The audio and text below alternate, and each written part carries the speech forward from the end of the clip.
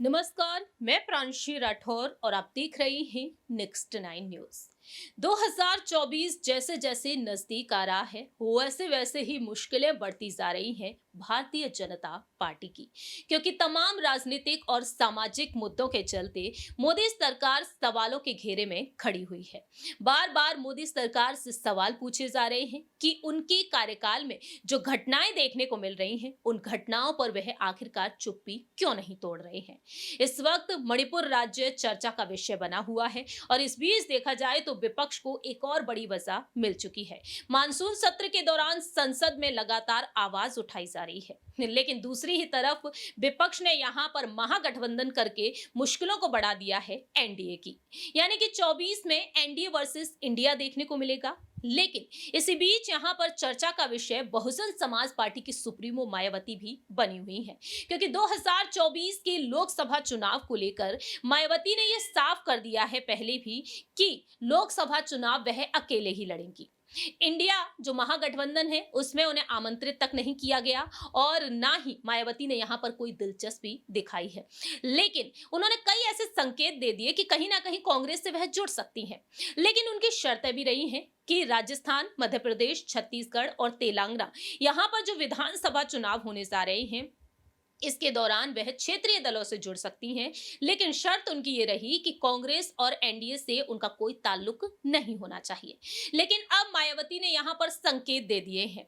अब यहां पर सवाल खड़े कर दिए हैं, क्या वह एनडीए से गठबंधन करेंगी या फिर वह इंडिया से।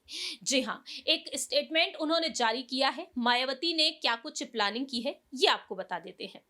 दरअसल आपको बता दें कि अब मायावती ने हाल ही में मंगलवार को एक बैठक की। उनका कहना रहा, कई राज्यों में बैलेंस ऑफ पावर बनने की बावजूद जातिवादी तत्व के द्वारा साम दाम दंड भेद आदि अनेकों घिनौने हथकंडे अपनाकर बीएसपी के विधायकों को तोड़ लेते हैं। जैसे जनता के साथ विश्वासघात करके घोर स्वार्थी जन विरोधी तत्व सत्ता पर काबिज हो जाते हैं। आगे विधानसभा आम चुनाव के बाद बैलेंस ऑफ पावर बनने पर लोगों की चाहत के हिसाब से सरकार में शामिल होने पर विचार संभव है। गौरतलब है कि मंगलवार को बीएसपी की जो बैठक हुई लखनऊ में और मायावती के नेतृत्व में ये बैठक हुई, जहां पर राजस्थान, छत्तीसगढ़, मध्य प्रदेश और तेलंगाना के विधानसभा चुनाव पर चर्चा हुई।